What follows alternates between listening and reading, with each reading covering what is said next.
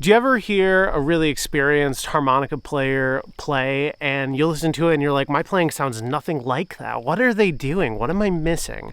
Well, I'm going to show you what you're missing in this video and show you how to add those things to your playing so you can sound like your favorite players. Let's go and get started. The first thing you might be missing is probably the most obvious, so I want to get this out of the way, and that is your single notes or your bends might just be too sloppy. So let's talk about single notes first. Your single notes really want to be clean and crisp, like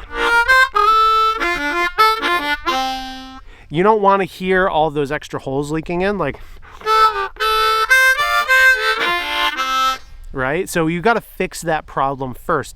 And to do that, one thing I recommend once you get the embouchure that you like, I personally use tongue blocking. You're going to form your embouchure and you're going to just put your harmonica to your face, play a clean single note. If it's good, you're just going to keep doing that and try to get about 20 in a row every single day until this problem is resolved. If it's not good or you make a mistake, got to take your harmonica away from your mouth because you got to reform your embouchure. And let's say you make a mistake. Then you got to start over on the 20. So if you can get 20 in a row for a couple days in a row, you're going to resolve this problem. Now let's talk about bends. Now bends really should just be used as any other note on your harmonica. You can use them for a stylistic purpose, which I'll talk about later, but generally you just want to be able to play them as they were just like a key on a piano, okay? It's really a critical and main part of this instrument to be able to go to your bends really quickly and accurately. So if you can't do that, this isn't a bending lesson necessarily, but you're going to need to find a bending technique that works for you, and you're going to need to practice going right to that bent note. Like, I personally like doing this when I practice scales. So like, let's say I'm practicing the blues scale. If I'm doing something like that, I got to hit that 3/2 step draw bend right on every single time. So you can't be fishing for it. You can't go like, that's not going to help you. So you got to be able to land right on that note. And so if you practice your scales a bunch, once you can get the technique down, of course, then it's going to really improve the clarity of your tone, which is overall going to make it a lot better. If you want to learn more about your scales so you can practice them, check out my free scale cheat sheet. I'll put the link down below in the description. It's just going to show you where all the notes are and how to practice them efficiently so you can improve both your tone and your confidence playing notes on the harmonica and your rhythm and so much more. So check that out. It's free in the description. Another reason that your tone might not be as good as you like is that you might not be breathing with your diaphragm.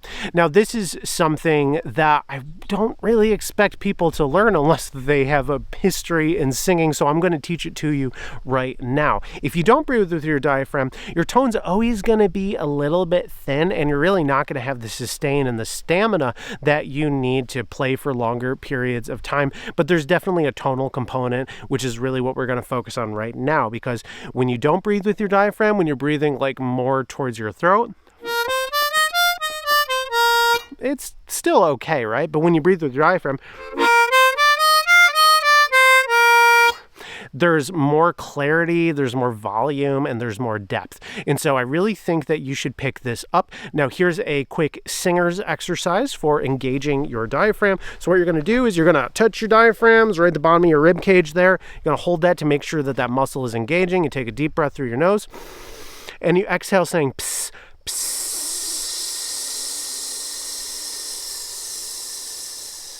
Do that 2 or 3 times. And then after you do that, you are going to play some chords on your harmonica and really just keep your diaphragm held.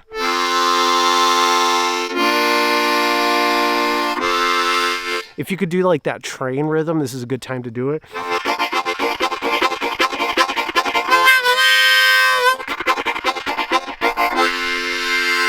And you can use that to practice your diaphragm breathing. And with a couple weeks of this, you're going to fully switch over and you're going to notice that your tone is a lot better. You know how I said earlier that your bends really should just be considered another note on your instrument, like a different key on a piano? That is true, but that's also one of the more simplistic ways to use them. So once you can do that basic level, just hitting your bend as an extra note, then you're going to want to start manipulating your bends and using them for scoops and falls, which are different kinds of embellishments that we can do on our notes. So as an example, I'm on a B flat harmonica. Let's say I want to play 3 draw. Instead of just going, I could scoop up and start a bend, let's say 3, either half step or whole step draw bend. They sound a little different. Scoop up to the 3 right away, play the extra notes, and you'll hear how that sounds like.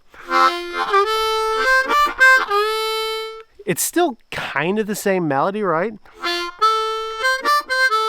But once we add the scoops, it just adds so much character. And you will find if you listen to like classic blues harmonica players, they use scoops and the opposite, which we'll call fall, all the time, okay? So if your playing doesn't sound like that next level, it might just be because you're not using enough bend scoops. And if you want to add them to your playing, it's really easy. Just practice scooping up when you're going to play a draw note. Do that for a while, and then over time, you'll start doing it naturally. Another thing that you might not be doing that the pros are doing is that they're using a ton of texture when they play by using various harmonica techniques and chords. So generally when we think about harmonica techniques, we think of like bending. That's the basic one, right? But then, there's stuff like wah, vibrato. We have like glissandos, trills or warbles. So there's a whole bunch of these different things, but I also want you to think of chords, so either as full chords or double stops. So really good harmonica players use texture all the time. There's something that I like to think about, especially when it comes to improvised music, which is that the most important thing that you can do is add more contrast to your playing. So I'm saying contrast in your volume level, contrast in the overall texture of your music, contrast in the speed. The more contrast that you use, the better your playing is going to sound. So one way of adding contrast is to add texture in the form of these various different techniques. And I think it's very likely, if you're not really happy with your tone, that you're probably just not using as many of these things as you ideally should be, or maybe even you're not using as many things that you actually know. Like, I think it's very common. I work with players and they'll be like, how's your wah? Okay. And they can do it, but then they don't actually use it while they play or when they're learning songs. So just keep in mind that if you learned a technique, actually, use it when you play. But on a more practical level, just think about these different things, okay? So I'm just going to go through them. When you are going up to a note, you might want to glissando to it instead of just hitting the note. Make a slide out of it, okay? You can add things like the trills and flutters, which is like having a split chord, but then you take your tongue on and off, just to add a little bit more texture to your playing as kind of like a fill. If you are a tongue blocking player, then you can use slaps and pulls to add more texture in that way. It kind of almost adds like a little bit of a chord on top of your single note, but not in a way that detracts from your single note. It's a really great thing for adding texture. And as I said earlier, chords. So like if you're playing, instead of just maybe playing a 2 draw, you play, let's say 2 and 3 draw. And the more of these textural things that you add to your playing, the more interesting your playing is going to sound and the better your tone is going to be. One last thing I really want you to know is if you play too fast, if you're always in a rush to play all of the notes, people don't even pay attention to your tone. You don't pay attention to your tone. So what I'm trying to tell you here is that if you're always playing too many notes, or you're playing too fast, it becomes pretty much impossible to focus on your tone because there's just too many things flying at you. And if you want to play with better tone, you need to at least occasionally take a moment where you slow down and you focus on less, but you focus on doing that little bit that you've chosen well. So what I mean by this is, let's say you're improvising, okay? And you're playing a bunch of notes.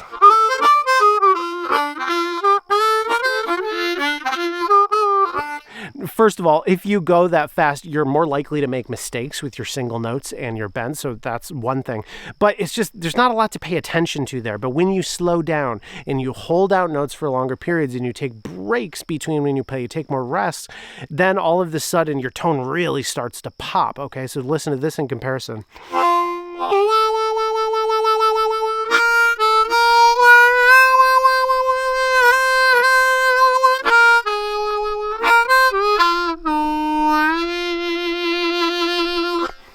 My tone is fundamentally the same, but because I'm slowing down and I'm leaning into these different techniques and I'm giving you the space to actually absorb it, it all seems like my tone is better magically all of a sudden. So if you're not happy with your tone, you might just be playing too fast. Slow down, focus on the basics, and make the basics sound good. And if you can do that, you'll have these moments where you're just really surprised by the beautiful sounds that you're making. And if you're surprised by those sounds, if you have an audience, they will be as well. So I hope that this video is helpful. Subscribe if you're new, and I'll see you next time. Peace.